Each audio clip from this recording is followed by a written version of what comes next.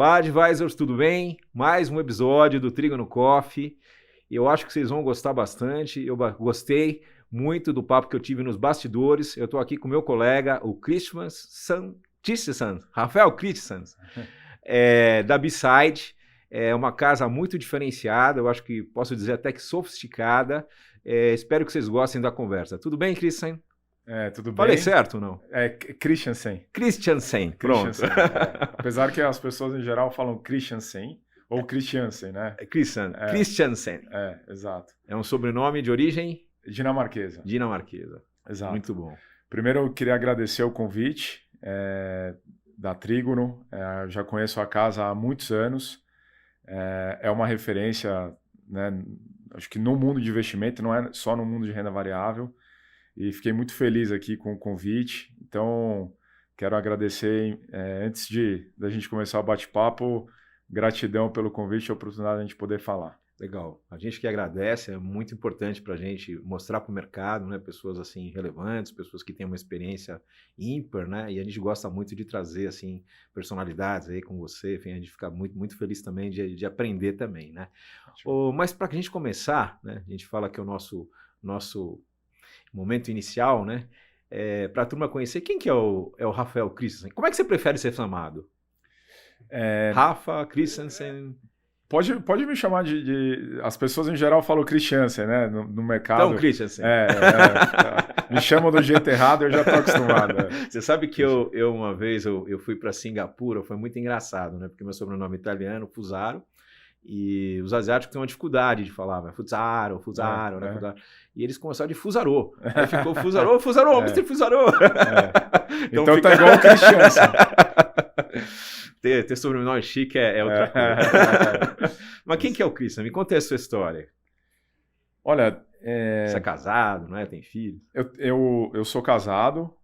Inclusive, daqui a pouco tempo, vou fazer 10 anos. Daqui a um mês vou fazer 10 anos de casado. Temos um casal de filhos, né? Uma menina de 8 anos e um menino de 4. Inclusive, eu vou falar daqui a pouco, né, na véspera do nascimento do meu segundo filho. Foi um episódio bem interessante que eu vou falar daqui a pouco. Mas antes disso, né, antes de estar casado, acho que eu sou uma pessoa... eu sempre brinco, né? Eu fui... Do ponto de vista, assim, da escola, da faculdade, eu nunca fui um aluno, assim, dos mais exemplares, sempre passei raspando. Temos, né, algo em comum. Exato. Mas eu acho que eu tenho uma característica que essa eu me orgulho muito, que é resiliência. Boa. Eu sou uma pessoa, a gente vai poder falar um pouco mais sobre isso, mas sou uma pessoa, assim, que as coisas vieram meio que no suor, na raça, estão vindo, né? Então, eu acho que, assim, me denomino uma pessoa, assim, muito resiliente, e muito franca, né? Não sou uma pessoa também... Às vezes, tem gente que às vezes é mais política, né? Ou tem gente que às vezes, né, é falsa, que às vezes não fala as coisas. Eu sou uma pessoa que... Eu sou bem direta, é o meu jeito. Acho que nunca tive problema praticamente com ninguém, mas eu não sou uma pessoa assim... as pessoas falam que eu sou carismático, mas não é por causa disso que eu deixo de falar as coisas que eu penso. Boa, muito bem, muito bom, muito bom. Você nasceu em São Paulo? Eu nasci em São Paulo em 1984. Tá, boa. E... Sempre morou em São Paulo? Não, eu acho que aí até começa um pouco... eu costumo falar que onde eu estou hoje, eu acho que no final do dia é um resultado de tudo aquilo que aconteceu, acho que na minha vida pessoal. Eu tive uma infância bem difícil, né? Porque logo que eu nasci, em 1984, os meus pais, durante os meus 5 primeiros anos de vida, eu vivi vendo meu pai entrando e saindo de casa, né? Só que quando eu tinha 7 anos, eles acabaram se divorciando, e eu acabei morando com a minha mãe, ficando com a minha mãe ficou com a minha guarda, e um tempo depois, né, ela, enfim, seguiu a vida dela, ela se casou novamente, E esse marido que ela né, arrumou, eu não me dava muito bem com ele. Ele tinha uma característica, né, ele não trabalhava, ficava lá em casa, pegava muito no meu pé. E aí, quando eu tinha, acho que uns 8 anos por aí, 7 anos e meio, teve uma vez que eu cheguei da escola e como todo garoto, fui jogar bola, né, que era a coisa que eu mais fazia. E aí eu nunca me esqueço que ele mandou eu subir para eu arrumar o meu quarto, senão ele ia soltar os cachorros em cima de mim. Entendi. E aí, poxa, eu com 7 anos e meio já era um pouco, né, desbocado, falei umas para ele. À noite, obviamente, tomei uma bela surra de cinta, né? Naquela época ainda se batiam nas crianças, né? E aí, enfim, no dia seguinte eu fui... Mas você era o único filho? Não, era o filho mais novo. Mais novo, tá. O meu irmão do meio já tinha ficado com a guarda com meu pai e o meu irmão mais velho morava junto com E você acabou ficando com o padrasto. Entendi. Exato. E aí eu fui para a escola no dia seguinte, né? Bem chateado. E quando eu voltei da escola, na época tinha um quadriciclo a gasolina lá de 50 cilindradas. Para quem é da minha geração, era o famoso o Suzuki, né? De 50 cilindradas. E eu acabei pedindo para a funcionária para eu poder passear com o quadriciclo na garagem. E a hora que eu senti que o quadriciclo estava em ordem, eu puxei a cordinha e fugi da casa da minha mãe. Caraca. Saí do bairro de Higienópolis e fui até o Jardim das Bandeiras, né, que fica ali do lado da Vila Madalena, que era a casa da minha avó, mãe do meu pai. E aí, enfim, eu acho que isso começou já logo mudar a minha vida, porque foram 2 anos de disputa pela minha guarda e meu pai conseguiu ganhar, né? Foi um momento bem complicado da minha vida. Nesses 2 anos você ficou na sua avó? Na minha avó, Minha avó ficou com a guarda temporária. E aí, quando meu pai ganhou minha guarda, ele me levou para o interior. Legal. Ele tinha, na época, algumas concessionárias de carro na região de Ribeirão Preto, né? A gente foi morar numa cidade ali perto chamada Bebedouro. E o meu quarto ficava numa parede conjugada com a sala do meu pai. Eram entradas diferentes da casa e da concessionária. Era um quarteirão inteiro, né? Mas o meu quarto era parede com a sala do meu pai.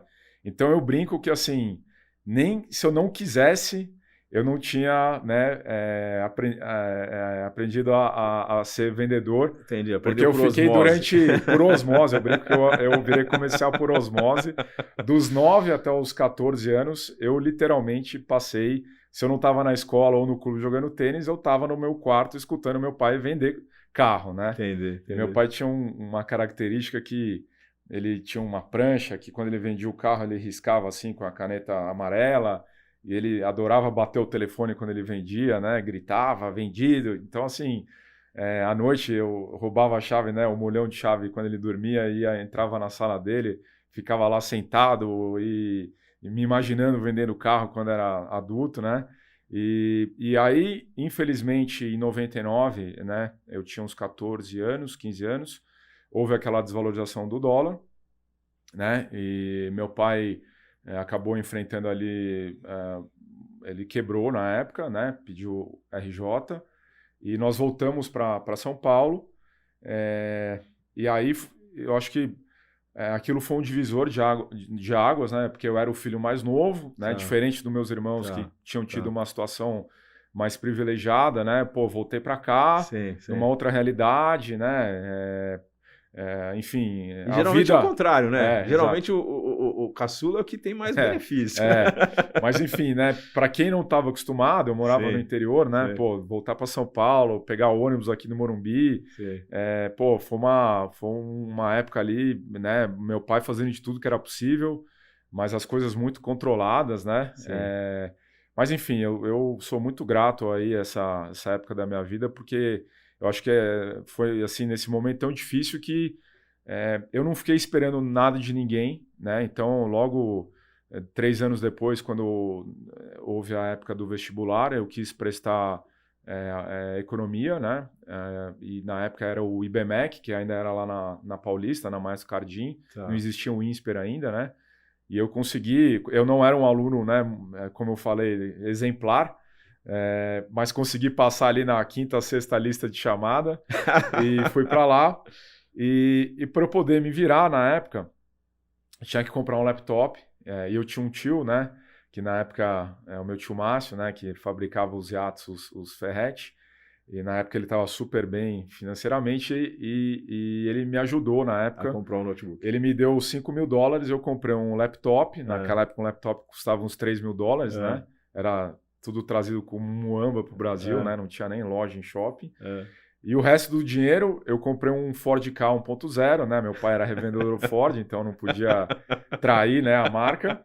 E aí eu lembro que quando eu cheguei lá na faculdade, no primeiro dia, pô, a playboyzada chegando lá de carro importado, né, as patricinhas lá também, enfim. E eu chegando com o meu carro popular lá, eu olhei e falei, meu Deus do céu, o que eu tô fazendo aqui, né? Peraí, antes de você contar, eu vou servir o café, porque o pessoal daqui a pouco vai brigar comigo para variar. Só porque de 95% das vezes eu esqueço. Então hoje eu lembrei, tá? Ótimo. Vamos lá. Aqui é a prensa francesa, suponho que você gosta. Tá. Esse aqui é o nosso... Tá diferenciado. Esse aqui é um blended que eu inventei agora, vai ser o nosso café Sirius. High grade, uma bela opção de investimento. Fazer um jabá aqui. Eu tô me sentindo aqui quase no Jô Soares aqui com a canequinha. 50 quilos mais. Não, mas a canequinha. Mas conta aí, como é que foi? Aí chegou na escola? Eu cheguei lá, falei, pô, né? Eu falei, desse jeito aqui a coisa vai estar complicada, né? Porque, enfim. Aí o que eu pensei? Eu falei, vi meu pai vender carro a vida toda. Falei, eu vou começar a comprar e vender carro no estacionamento da faculdade, né? Aliás, antes, por que você decidiu por economia? Porque todos os amigos, né, do meu pai e clientes do meu tio lá na Ferretti, que compravam os iates, né, eram do mercado financeiro. Entendi. Aí eu falei, pô... Deve ser bom esse Na verdade, eu queria ser vendedor de carro, né? Mas eu não via nenhum vendedor de carro. Essa era a minha segunda Hoje ainda pergunta. tem, né? Tem o FIFO aí da Alto Miami, tem o Paito, tem o Fernandinho lá da Vanguard, eles andam de avião, barco, helicóptero. Cara, mas você foi muito além. Mas naquela época, assim, não tinha vendedor de carro, dono de iate, né? Eu falei, então eu vou pro mercado financeiro. Foi meio que... E meu pai tinha alguns amigos que eram sócios da Red Grifo, fundadores. Entendi. Então, né, o Eduardo Brenner, enfim, o Bruno Sesquim, o André Freitas, né, hoje da Red, enfim. Então, e tinha naquela época também o Stuberger, né, que era um mito na minha época, né? Então, acho que foi uma mistura de coisas. E decidiu para economia e aí foi lá com o seu carrinho. E aí, enfim... Eu, no primeiro ano de faculdade, para poder me virar, né? Não tinha dinheiro quase para nada, enfim, para uma balada. Na minha época era o Serena, no final de semana, né? Então, para eu poder me virar, eu comecei a comprar e vender carro no estacionamento da faculdade. E no primeiro ano da faculdade, eu consegui vender quase 200 carros. Você está brincando. Porque eu comprava os carros pelo Estadão, né? No Jornal do Carro. E vendia os carros pela Web Motors, que tinha, tinha acabado de ser lançado. Legal. Então fazia uma arbitragem, ganhava ali R$500, R$1.000. Entendi. Tinha dia que eu fazia day trade. Teve uma situação que o cara tentou comprar o carro de manhã, eu cheguei antes. Aí eu já anunciei o carro à tarde, aí o mesmo cara... À tarde eu fui lá na faculdade e falou, pô, mas você já tá vendendo o carro? Eu falei, pô, eu preciso me virar. Eu falei, por R$500 você ficou com o carro? Já passou até direto pro nome dele. E você entendia de carro ou não entendia nada? Você entendia alguma coisa? Assim, eu tinha visto o meu pai mexer com isso a vida toda, né? Assim, não entendia, mas eu sabia, tinha uma noção do que valia. Sei lá, se tá batido, se não tá, se o motor tá fundido, isso aí você entendia um pouco. Não, isso sim. Isso sim. Entendi. Inclusive, naquela época, para você fazer a transferência, para economizar o despachante, eu ia até o Detran e pagava as taxas, ficava lá na fila, tinha o decalque do carro, né, que você tinha que passar, colar na ficha. Então, eu fazia o processo inteiro para tentar otimizar a margem, né, de lucro. Você não pensou em desistir da faculdade e ficar só um negócio de carro e montar a sua agência? Na verdade, essa história de venda de carro, isso me provocou alguns danos lá na faculdade, porque o pessoal do IBMEC, eu não sei como é que é hoje, mas o pessoal era muito xiita em trabalhar desde o começo, né? Eles achavam aquilo um absurdo. Inclusive, eu fui jubilado no 5º semestre por um professor que hoje já nem está mais lá, Mas ele achava um absurdo eu trabalhar, mas eu falava, professor, eu estou trabalhando porque eu preciso trabalhar. Né? Não porque né, isso aqui não é um hobby. Até que eu adorava fazer isso, mas era mais por necessidade. Aliás, né? Você tem algum hobby? Eu tenho, assim, carro é um deles, né? Todo mundo que... Coleciona carros. Eu gosto de restaurar, enfim, né? Também adoro, enfim... Mas carro novo, velho? Tudo. Tá, legal. E aí, por causa dessa história, uma gestora, na época, que era uma das maiores gestoras, que eu acho que vocês devem conhecer bem, que é a Fama Investimentos, né? Claro. A Fama, na época, era a matéria da Getúlio Vargas, né? De análise fundamentalista. Sim. Que é um approach, né? Que vocês também têm, enfim.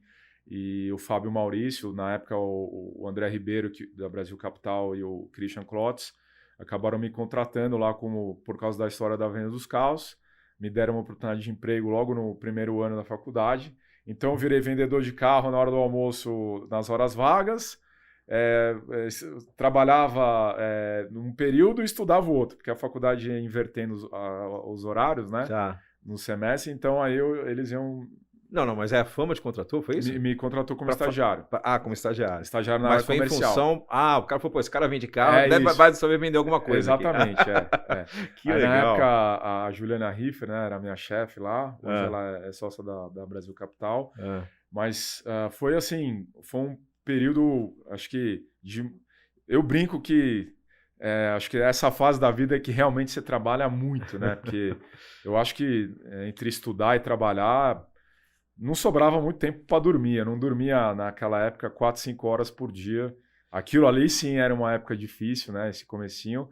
Mas eu acabei ficando na Fama durante 5 anos, né? Eu tive 3 empregos na vida só. Acho que é uma coisa que hoje me assusta um pouco, sabe? Essa coisa do jovem hoje toda hora tá trocando, não fica às vezes nem um ano e já quer isso, já quer aquilo. Eu fiquei 5 anos lá na Fama e só saí porque veio a crise de 2008, né? Era um fundo de ações long only com small caps, né? Era um dos principais fundos distribuídos pela Reding Grifo depois do Verde. Então eu também tinha muito contato com o pessoal lá, com o Ricardo Almendra lá na Grifo. E o fundo, infelizmente, caiu 70%, 80%. Né? Vários sócios acabaram saindo. E na época o pessoal da Grifo me convidou. E o Fábio Maurício, né, os sócios majoritários da Fama, me liberaram, né? Falaram, Rafa, vai para lá porque lá você vai vender serviço ao invés de vender produto, né? Era um monoproduto praticamente.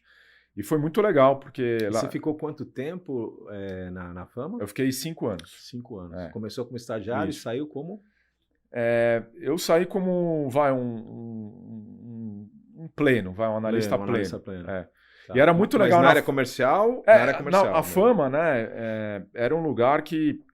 eu era da área comercial, mas, por exemplo, durante a tarde eu ficava com os analistas, então ajudava ele muito né, com os relatórios de gestão.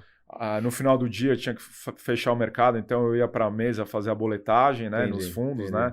Boletar lá na Mellon para poder gerar, né, a cota. Então, assim, foram 5 anos de muito aprendizado. Né? No meio tempo, né, houve essa situação aí do professor me expulsar da faculdade com 4,87, a média era 5. Ele falou que eu era um câncer lá no IBMEC, né, que eu dava mau exemplo trabalhando para os outros alunos. Mas, enfim, me mandou embora. E aí eu fui estudar na FAAP à noite, então eu me formei na FAAP à noite, não consegui concluir no IBMEC.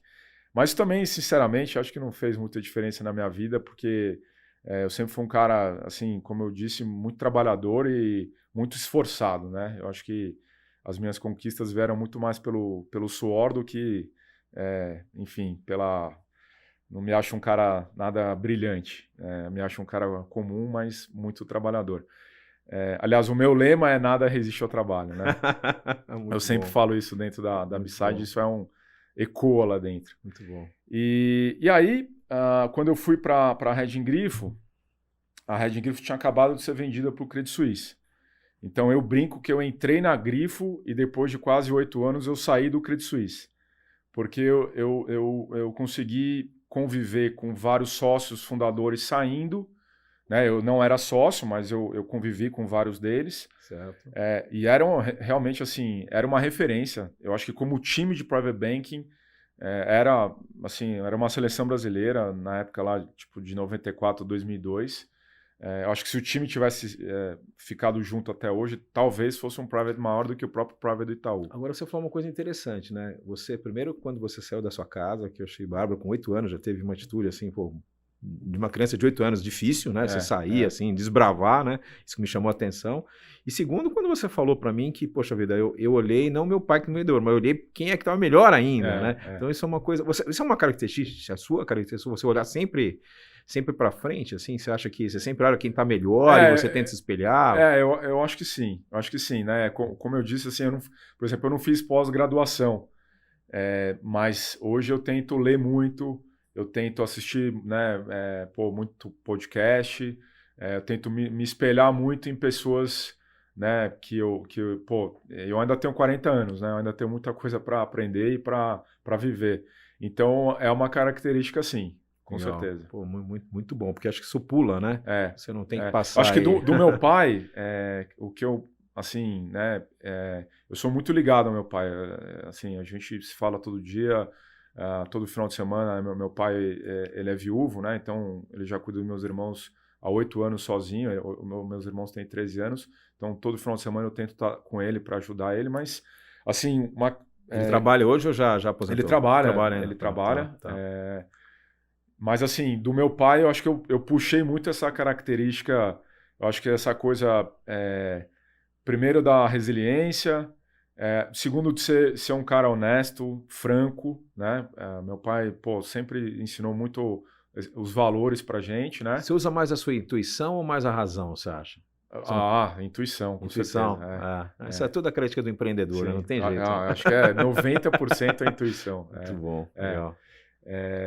Apesar do meu pai não ser do mercado financeiro, eu aprendi outras coisas que eu aplico muito, né?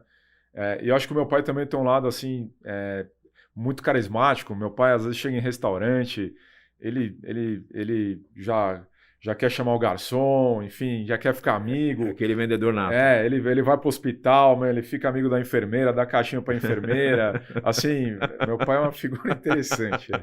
Muito bom, um baita exemplo, cara, um baita exemplo. Pô, muito bom.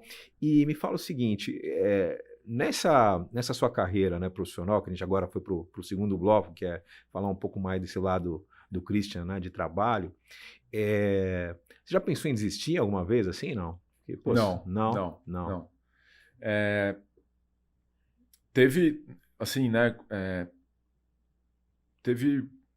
quando eu fiquei esses 8 anos, né, na Grifo, que eu acho que foi uma baita escola para mim, mas eu achei também que, enfim, já meu ciclo ali em 2015, 2016, já tinha virado muito um negócio de executivo, sabe? Eu já não me identificava muito com os valores das pessoas, né, que estavam tocando o negócio. Então, eu resolvi sair de lá, fui para o Safra, né, que para mim foi eu nunca teria empreendido se eu não tivesse trabalhado no Safra. Porque eu tirei uma pulga atrás da orelha, que era, o Rafael ia bem porque era a placa Credit Suisse ou era o Rafael tinha algum talento? Sim. Né? Então, acho que isso vendia qualquer coisa. Exato. Né? Acho que no Safra, acho que eu consegui tirar essa pulga atrás da orelha. Entendi. E no Safra foi uma oportunidade de empreender dentro de um banco de dono. Principalmente nos 2 primeiros anos eu tive muita autonomia de não só cuidar de cliente, mas cuidar de distribuição de produto, de cuidar de equipe. Eu nunca tinha sido chefe de ninguém. Fui no Safra, né? Você ficou quantos anos lá? Eu fiquei quase 5 anos lá 5 anos, tá. E aí, no final assim, do meu ciclo, eu também, assim, era um pouco da mesma história do Credit Suisse, né? Eu já não me sentia muito confortável em fazer algumas coisas ou sugerir algumas coisas com os clientes, né? Eu achava que às vezes existia um pouco de conflito, né? Tá. E aí eu resolvi realmente, né? Nunca fui assim a melhor ovelha do rebanho, entendeu? Nunca fui a mais comportada, sempre fui muito questionador. Sim. E realmente, né? Acho que ali em 2019 foi um final de ciclo corporativo, né? E eu estava louco para empreender, né? E aí era um novo governo, enfim, os juros muito baixos no Brasil. Eu tinha 36 anos, né? eu não estava rico, mas também não estava vendendo, né, o almoço para pagar a janta. Eu já conseguia, eu acho que me colocar numa situação de risco, porque eu acreditava muito em mim, né? E tinha o básico para arriscar, né? E aí, respondendo a sua pergunta, né, se eu já tive vontade de desistir, quando eu fui criar o projeto da B-Side, menos de um mês depois, estourou a pandemia no meio da obra da B-Side. Eu já tinha falado não para todos os headhunters, né? Tinha proposta de vários privates para continuar trabalhando como, né? Era o meu terceiro emprego, o Safra, mas eu queria já empreender e ninguém ia tirar isso da minha cabeça. E você acha que essa busca é porque você queria uma independência? Né? Com certeza, com entendi, certeza. Entendi. Mas assim, quando estourou a pandemia, me deu um frio na barriga, mas eu não pensei em desistir. Até porque nem tinha, não né? Tinha, porque there's no way out, né? Você já dispensou tudo, né? Eu já tinha falado para todos os headhunters que eu nunca mais ia trabalhar em banco. Caraca, entendeu? Que coisa, que eu não queria mais aquela vida, né, corporativa, politicagem, enfim. Eu queria empreender, eu queria criar uma empresa meritocrática, né? Assim, eu queria aplicar todas as coisas boas que eu tinha aprendido nos últimos 15 anos. E as coisas ruins eu queria fazer de forma diferente. Melhorar. Entendi. Inclusive, né, o nome B-Side, ele significa ao lado, né? Que é ganhar dinheiro junto com o cliente. Legal. E não do cliente. Pô, que né? bárbaro. Que eu acho que é uma coisa bem... É uma linha tênue, mas eu acho que o pessoal, às vezes, no mercado abusa um pouco, entendeu? Dessas questões. E isso sempre foi uma coisa que me incomodou muito. Isso tem a ver com os meus valores. E também, eu acho que o fato de eu ter uma vida que eu sempre corria atrás das coisas, né? De não poder ter um suporte no sentido financeiro, né? Eu tinha que... Ou eu ia, não tinha outra situação. Eu já sentia que era hora de empreender em 2019, né? Óbvio que a pandemia, olhando para trás, né? Hoje eu agradeço muito, né? Olhando em retrospectiva, foi maravilhoso, né? A empresa vai fazer 5 anos agora. Legal. A gente evoluiu demais. Estamos num momento super... Hoje vocês estão quanto? A gente está... eu tinha um business plan de ter 10 bi em 5 anos. Tá. A gente bateu os 10 bi antes de 5 anos. Eu criei a empresa, né, num co-work, sozinho. Eu não tive sócios, né, como outras operações que 4, 5, 6 pessoas se juntaram, ou operações que às vezes uma plataforma X ou Y botaram centenas de milhões de reais, né? Então foi um negócio que foi muito na raça no começo. E eu também não tinha dinheiro na época para fazer a empresa do jeito que eu queria fazer desde o início. Então eu criei, né, uma assessoria de investimento, que na época se chamava Agente Autônomo. E aí muita gente às vezes já me questionou, pô, mas você estava cansado dos conflitos de interesse e aí você montou um agente autônomo, né? Mas eu sempre falo que eu montei um agente autônomo porque era a maneira que eu consegui monetizar, né, o início da entrada da custódia dos clientes para eu poder ter dinheiro, né, para criar outras coisas. Não que eu não ache que o agente autônomo ou assessoria tenha valor, mas eu acho que o mercado ele cada vez mais caminha para um lado de transparência, de independência, né? De você, por exemplo, dentro da Wealth, né? A gente criou a Wealth em 2022, né? Com a vinda do Antônio Costa, meu sócio, que era do Garantia, JGP, enfim, né? Já foi CEO de várias operações. O cara, olha, hoje eu sou o CEO, mas eu brinco que quem deveria ser é o Antônio, né? Mas ele brinca que eu sou o fundador, então eu vou ser o CEO. Boa. Mas a gente criou a Wealth em 2022 e hoje dentro da Wealth, né? A gente já tem hoje 60%, 70% já dentro da Wealth. Lá é um modelo de carteira administrada, devolvendo, né, os rebates para o cliente. A gente só recebe do cliente. Eu acho que é um modelo, mais alinhado, né? Eu acho que hoje a gente tem a questão aí do FII, dentro das assessorias, né, que esse ano o BTG começou, né, a aplicar, eu acho que já melhora muita coisa. Entendi. Né? Eu acho que já uma boa evolução, né? Você acha que na B-Side talvez essa seja...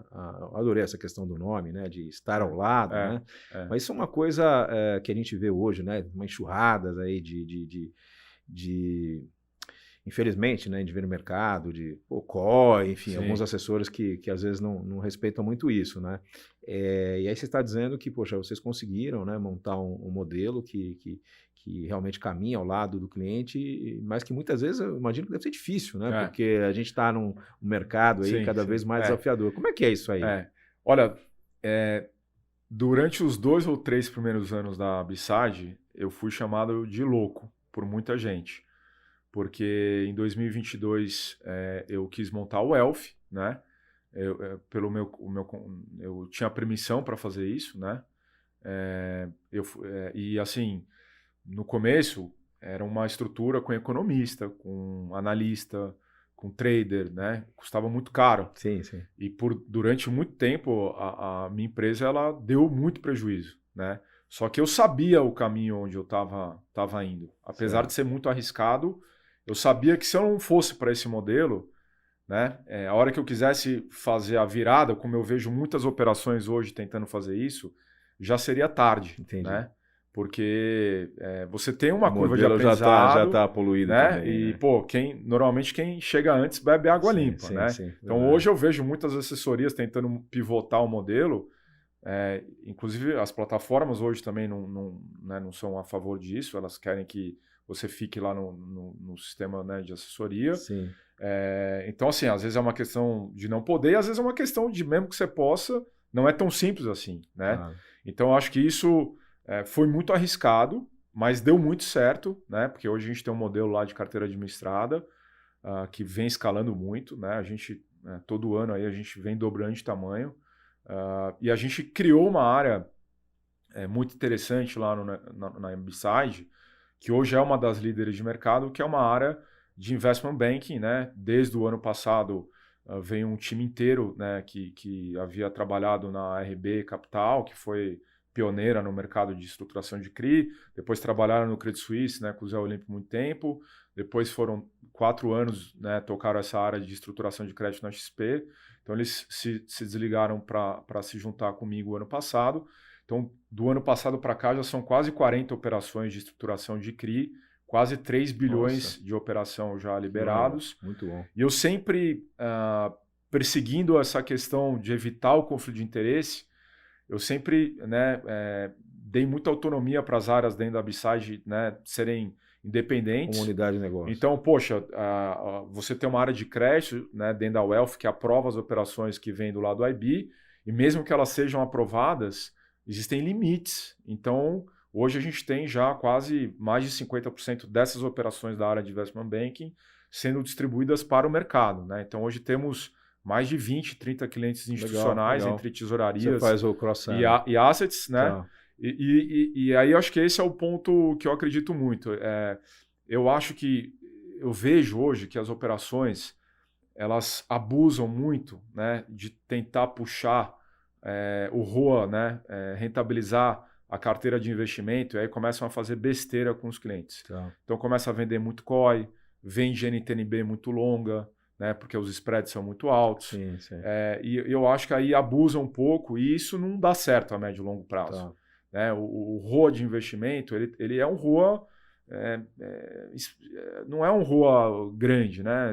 Acho que um ROA ali de 50 bases é um ROA sustentável, Entendi. sem você fazer besteira com o cliente. Entendi. Eu acredito muito que você vai conseguir ter um ROA maior do que isso, fazendo cross-selling em cima das necessidades do cliente. Né? Então, seja necessidades da empresa dele, como estruturar uma dívida. A gente tem uma área lá hoje também de crédito imobiliário, de consórcio, de câmbio. A gente montou uma área offshore, né? A gente trouxe o time da Galloway. Seguro vocês têm, não? Tem, a gente tem uma corretora de seguro legal, também. Legal. Mas o último braço que a gente atacou muito forte no ano passado foi o offshore. Então nós criamos lá uma estrutura offshore com uma RIA. Né? Então temos sócio agora nos Estados Unidos. Trouxemos a equipe de gestão também da Galloway, que é o Ulisses e o Natan junto com o time, que são quase 10 pessoas focado em renda fixa, né? Em bonds. Você tem uma parceria ou você tem um escritório fora? Não. A gente tem um escritório. Aonde que é? A gente é em Miami. Miami. Exatamente. Joia. Então, a empresa hoje ela tem a assessoria de investimento, ela tem a Wealth, né? Ela tem a área de investment banking, ela tem a área que aí eu vou chamar de banking, que é câmbio, crédito, imobiliário, consórcio. e tem um quinto braço que é a área offshore. Né? São quantas pessoas hoje? Hoje nós somos em cerca de 100 pessoas. 100 pessoas. Né? É uma partnership. Eu me espelhei muito na Rede Grifo, né? Legal. Lá todos eram sócios, né? Então hoje a gente tem uma holding com sócios minoritários. Nós temos hoje também, né, o Banco BTG é nosso sócio minoritário. Né? Eles me ajudaram muito aí nesse começo. Então, mas assim, existe uma governança. Eu tenho muita independência, né, para poder tocar o negócio. Eles não estão lá no dia a dia, mas obviamente como sócio a cada 3 meses, né, eu vou lá apresentar os resultados, mas, por exemplo, a área de Investment Banking nunca fez uma operação com um banco que é nosso sócio, para você ver como as coisas são independentes. Legal. E eu também, 100% da custódia não é necessariamente no BTG, né? Eles fazem muito bem a carteira administrada, mas, por exemplo, eu tenho fundos estruturados de FIP, FDIC, que eu uso outros administradores, né? Entendi. Ou lá fora. Bem independente. O B-side também significa o lado B, né? No sentido de você também ser livre, né? Então, eu acredito muito nisso. Eu acho que a escolha ela tem que ser do cliente.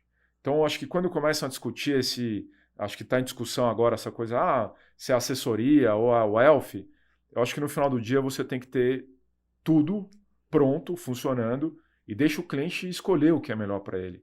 E não você querer viesar e levar para um lado ou para o outro. Né? Essa visão aí de customer driven, vamos dizer assim, acho que você pegou muito do seu pai, né? Porque pelo vejo que realmente tudo que você faz, muito, muito legal. Você acha que isso foi assim, papel realmente relevante ou talvez até preponderante? Porque assim, você conseguir em tão pouco espaço, né, superar 10 bilhões de reais, pô, não é para qualquer um, né? Qual é que foi o segredo aqui? Conta para nós aí. Bom, eu não falo para ninguém. Eu acho que o segredo é trabalhar duro, né? É um lema dentro da empresa desde que eu criei a B-Side. A gente é filho da pandemia, né? Sim. Então, poxa, foi muito difícil. A B-Side, né, óbvio, tentava respeitar os protocolos, mas eu nunca fui a favor, por exemplo, de home office. Eu acho isso uma balela. Boa. Então, mesmo na pandemia, o escritório tinha 300 metros quadrados com 4 pessoas lá dentro. Sim. Né? Porque eu já comecei pensando grande. A gente também não tem home office aqui. Então, assim, eu acho que o segredo é você ser muito resiliente, trabalhador e confiar no que você está fazendo, né? Eu fui muito questionado, né? Tanto pelo meu sócio, né, investidor, quanto, enfim, né? Pô, mas você está montando a wealth, está queimando muito caixa. Eu falava, não, mas se a gente não tiver uma estrutura preparada, como é que eu vou receber os clientes com qualidade?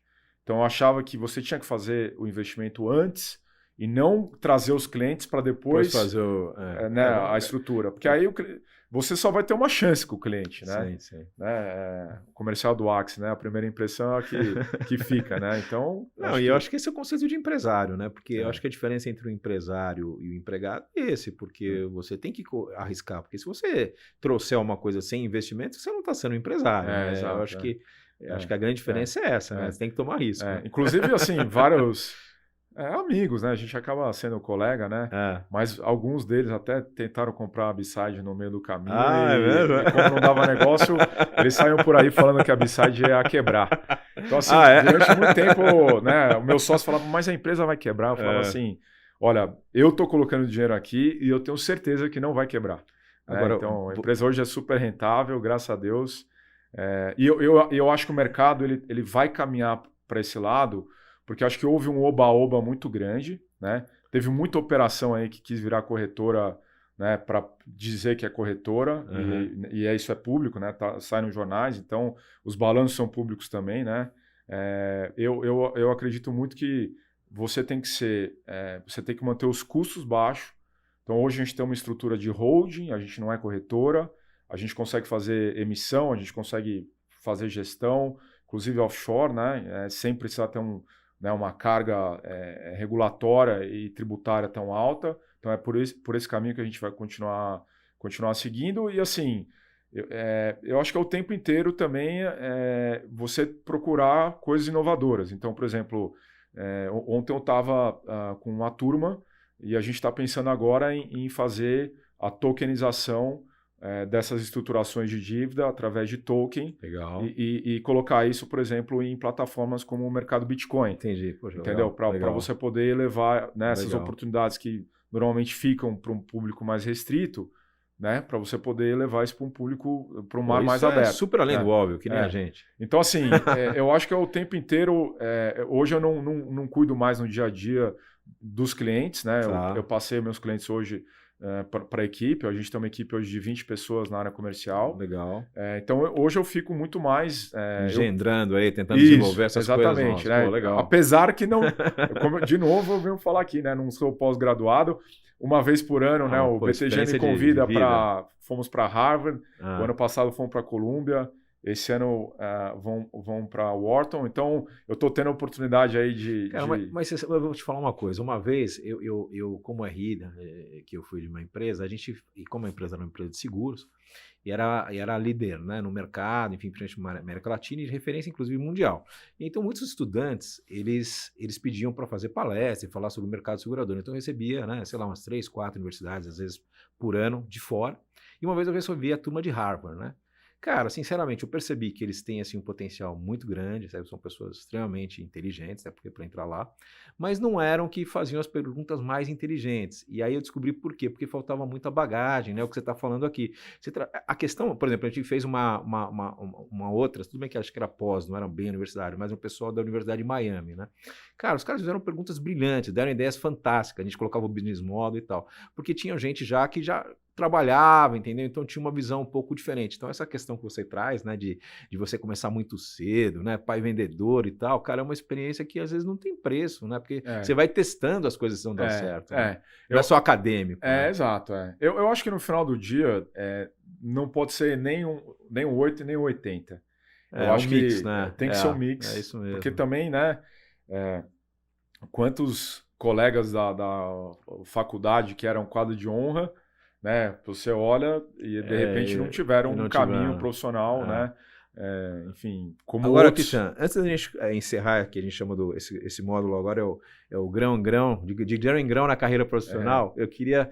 A última pergunta é a seguinte, você começou como executivo, depois empreendeu, e assim, e como executivo você devia ter uns clientes, né? Você, obviamente, carteira, série comercial e tal. Esses clientes seguiram você e por que seguiram? Eles me seguiram, né? 100% da base inicial da B-Side eu captei com os meus clientes que eu já vinha há 10, 15 anos com eles, né? Acho que eu captei, sei lá, R$1 bilhão em 8, 9 meses com esses clientes que já me seguiam. Acho que o segredo foi o tempo inteiro colocar eles em primeiro lugar, né? Inclusive, eu acho que né? Acho que sofri muito, perdi emprego por causa disso, mas eu acho que no final do dia o cliente é o seu primeiro patrão. Legal. Eu acredito muito nisso. Né?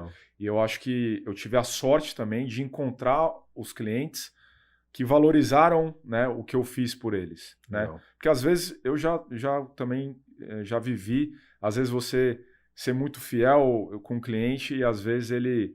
Por causa de uma LCI que paga meio ponto percentual, ele tira o dinheiro de onde você está e vai lá para o banco. Né? Eu sempre falo para minha equipe, deixa o cliente, esse tipo de cliente, deixa aí. Porque é o cliente que nunca te valoriza. Eu também acho que é uma via de mão dupla. Né? Boa. Eu acho que o cliente também tem que saber valorizar o seu trabalho. Né? Porque no final das contas, né, ninguém é empregado de ninguém. Né? É uma troca. Né? O cliente quer ser bem atendido, quer ter uma boa rentabilidade. E você, como, né? Você quer uma fidelização. Você quer uma fidelização e vai ganhar dinheiro com isso, né? Acho que não tem problema nenhum.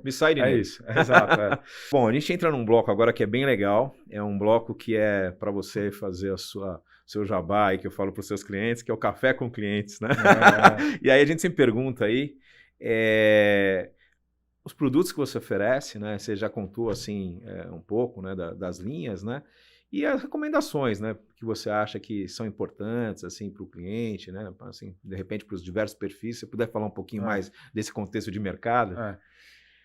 Eu trabalhei quase durante 8 anos, né, na Red Griffin, lá foi o berço de muitos gestores, né, sejam eles de multimercado ou de renda variável, né. Então, eu sempre brinco assim, não adianta, né, o banker... às vezes eu vejo muito banker gestor, né? Eu acho que e às vezes isso dá problema, né?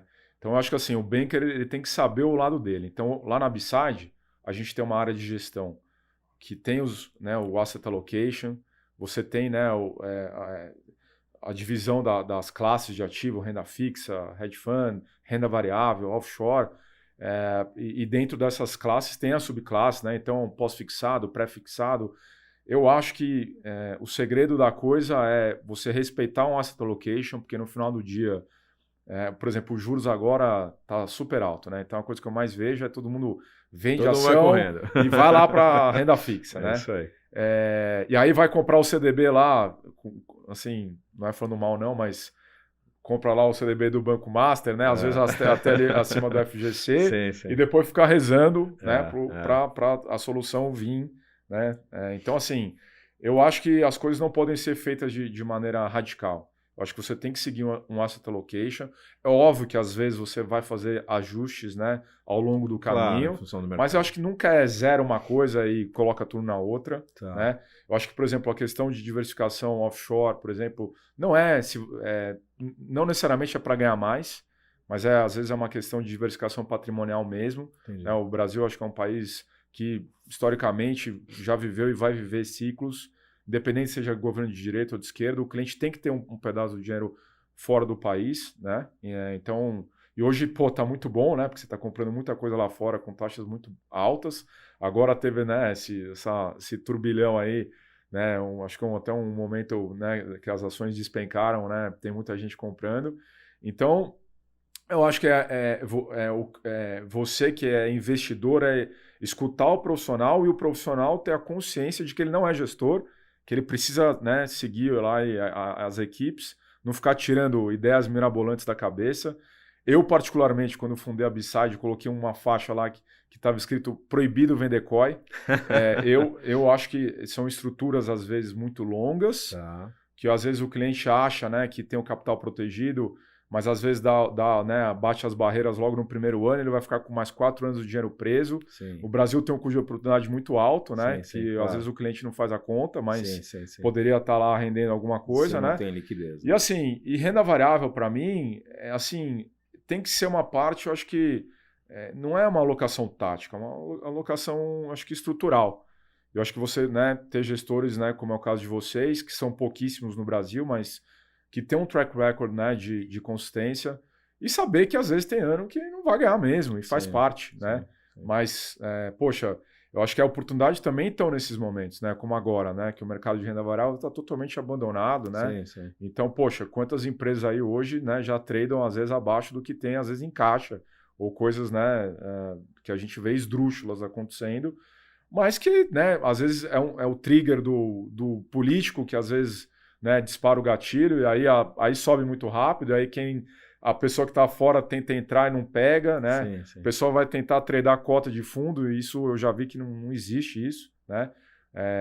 Acho que, né, os estudos estatísticos mostram, né, que você tem que estar lá 100% do tempo, né, para poder, né, pegar, né, os retornos. Então, eu acho que é um pouco por aí. Eu acho que você seguir ter disciplina no asset allocation. Legal, porque isso é uma coisa difícil, né? Porque é o que você comentou, geralmente o cliente, principalmente o cliente final, assim, né, que não tem tanta experiência, ele tenta ir muito onde, né, o vento está indo, né? E o que você comentou de você ter esse asset allocation mais adequado, você acaba, na verdade, ficando, de certa forma, um pouco mais neutro, né? Já que você tem aí uma cadeia, uma carteira mais diferenciada. Isso é um pouco difícil, né? Porque imagino que a cultura do brasileiro muito curto prazista, né? Mas isso é bem legal. A gente faz vários estudos aqui, principalmente market time, né? Então, se você perde lá, sei lá, os 2, 3, os 15 primeiros, os 15 maiores, vamos por assim, subidas, né? você pega as 15 maiores subidas, você tem assim um retorno que chega a ser prejuízo, né? Então, e num espaço, às vezes, até longo, de 2, 3 anos, né? Mas legal, acho que estamos alinhados, a gente pensa dessa forma também, sempre pensando um pouco na proteção e no pensamento de um pouco mais, né, de médio prazo, né? Apesar das características do nosso país, eu sei que não é muito fácil, né? Selic sai de 2 para 12 em um ano, né? É isso. Mas muito bom. E o que te empolga hoje no mercado?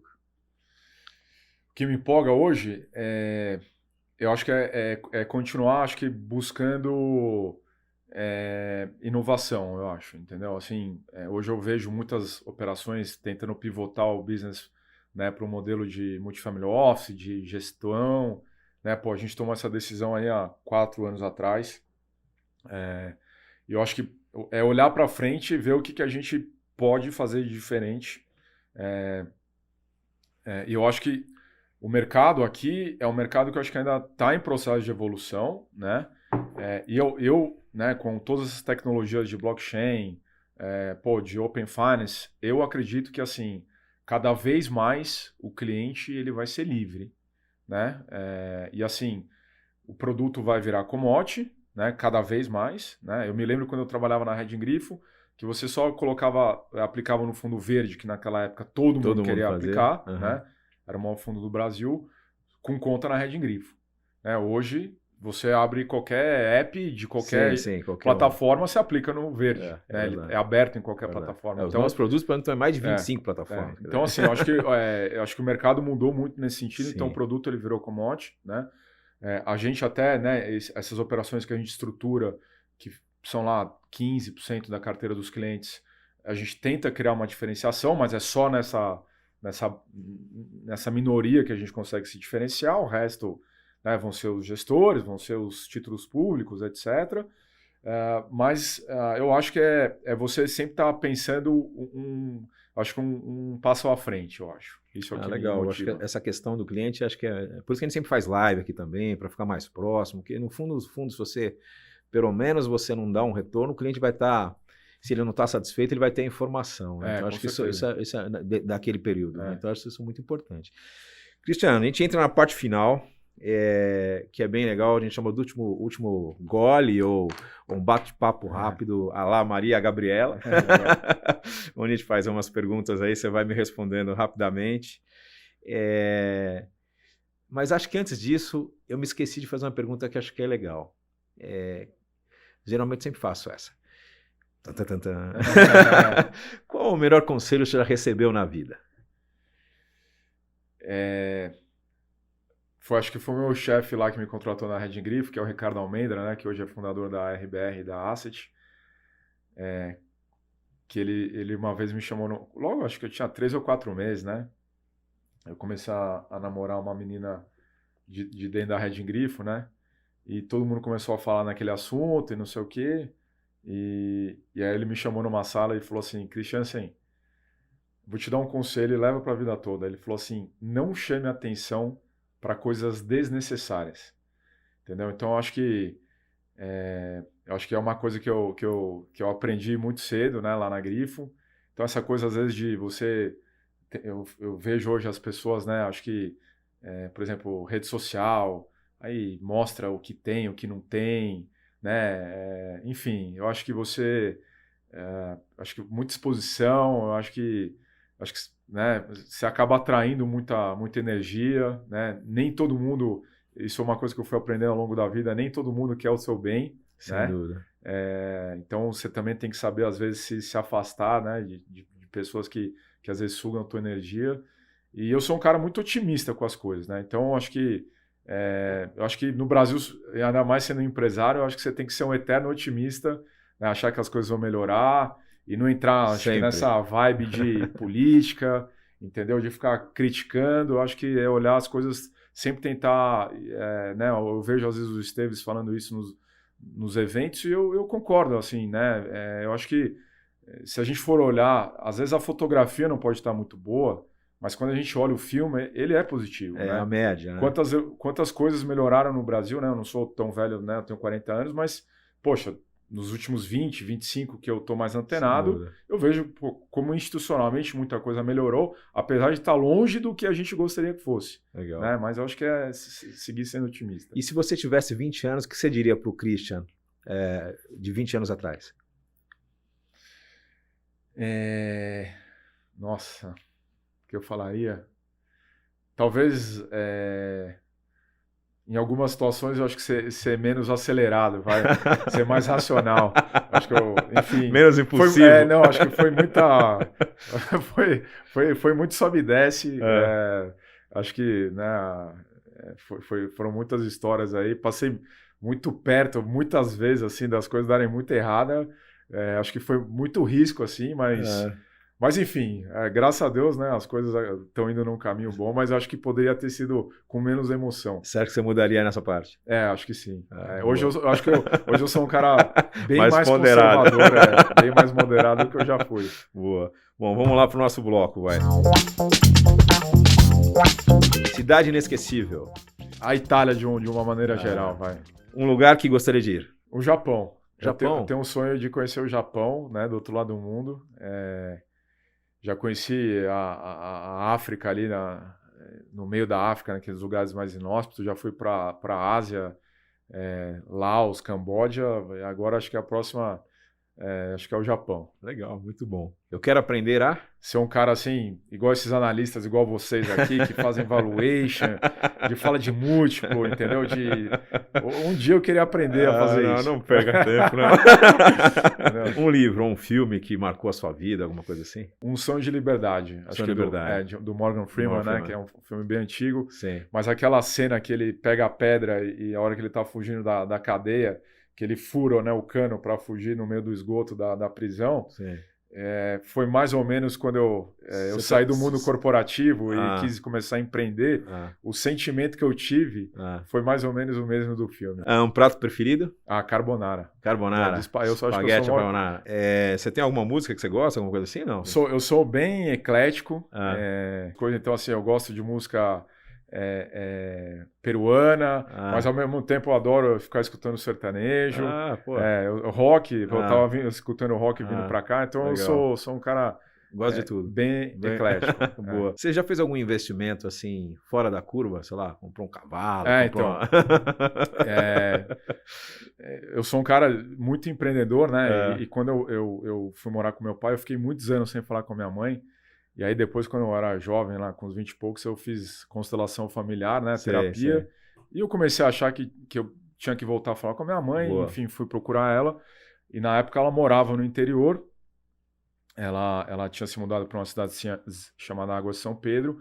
E ela tinha transformado a casa dela meio que num convento, né, meio um retiro espiritual. Sim. E na época ela estava super mal de grana enfim, num acordo com meus irmãos eu acabei, né, comprando essa propriedade, né, e a gente transformou aquilo num hotel.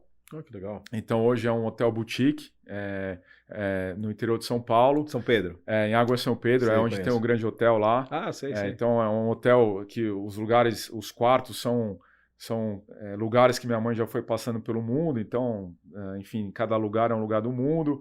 A gente acabou de inaugurar lá um lago, né, com 2.000 peixes para você nadar lá com os lagos. Olha, que legal. E agora em 15 dias... A sua mãe ainda está viva? Ela está viva e hoje ela cuida lá, ela cuida da parte terapêutica e do jardim. Jaci. Jaci. Jaci, muito bom. E o hotel chama Solar La Luna, tá lá no Instagram. Né? Que legal. As pessoas até acham que é uma homenagem, minha esposa chama Luna, né? Pô, você fez um hotel para sua mulher. Eu sempre brinco, realmente foi, mas o nome quem deu foi minha mãe, já era o nome da casa da minha mãe, só foi uma grande coincidência. Entendi. Mas enfim, é um investimento bem fora da caixa que eu continuo fazendo. Eu brinco lá, é a Sagrada Família, tá? 7 anos em obra. Já tá no break-even? Mas se Deus quiser, agora não. Começou, faz uns 2 meses que entrou no break-even. Uma pessoa que admira? O meu pai. Seu pai, né? Meu pai, com certeza. Boa. E pra gente fechar, Christensen, o que é o sucesso pra você, cara? Cara, o sucesso, eu acho que é você conseguir ter o equilíbrio, eu acho que na vida, né? Porque às vezes eu vejo, assim, pessoas muito ricas e que não conseguem, né, acho que parar, pessoa cada vez mais quer mais e não sei o quê. Isso é uma coisa que nos últimos anos eu venho refletindo muito, né? Acho que é óbvio que você tem que ter um certo nível, né, para você ter uma vida boa, né? Infelizmente o Brasil hoje, né, questão de educação, você tem que ter lá escola particular, né? As universidades custam caro, hoje você tem que andar de carro blindado, porque a questão da violência tá aí, né? Cada vez pior. Então, mas acho que também tem um certo nível que acho que R$1 a mais ou a menos não vai fazer muita diferença. Você já vai ter um bom, né, padrão de vida. Mas eu acho que você, sabe, ter tempo também de usufruir, né? Então, de novo, eu tô longe de estar com a vida ganha, mas, poxa, o hotel hoje é uma terapia para mim, sabe? Eu gosto de às vezes estar lá de final de semana para poder ver como é que o hóspede está sendo atendido, porque eu acho que no final do dia o jeito que eu tenho que cuidar do cliente dentro da B-Side não é muito diferente do que eu tenho que tratar ele bem, seja a comida dentro do hotel, ou a roupa de cama, ou o chuveiro. Então, eu acho que é você ter coisas assim que, né, você ter momentos com a tua família. Eu sou um cara que durante a semana mal vejo os meus filhos, né? Eu saio muito cedo e chego muito tarde, então às vezes fico 2, 3 dias sem ver as crianças, mas de final de semana eu procuro estar grudada neles, né? Legal. Então, assim, eu acho que felicidade, eu acho que no final do dia é você tentar equilibrar todos os pratinhos. Bom, muito bom. Tem algum cross-selling com o cliente que investe na Upside, vai para o hotel, tem uma diária, tem alguma coisa assim? Não, como convidado, né? Como convidado, às vezes a gente manda lá, a gente às vezes, né, oferece... Porque você está fazendo cross-selling de tudo, né? Coloca o hotel também.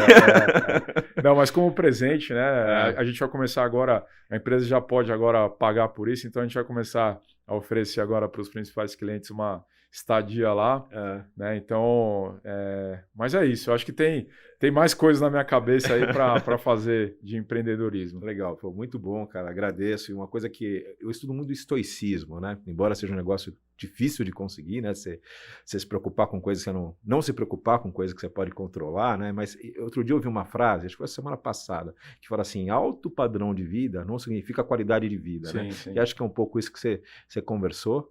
Cara, muito legal a conversa. Queria agradecer de novo para vocês. Parabéns pela trajetória, parabéns aí para o seu pai também, que deu uma educação aí muito diferenciada para você, que realmente fez total diferença aí, crescimento meteórico.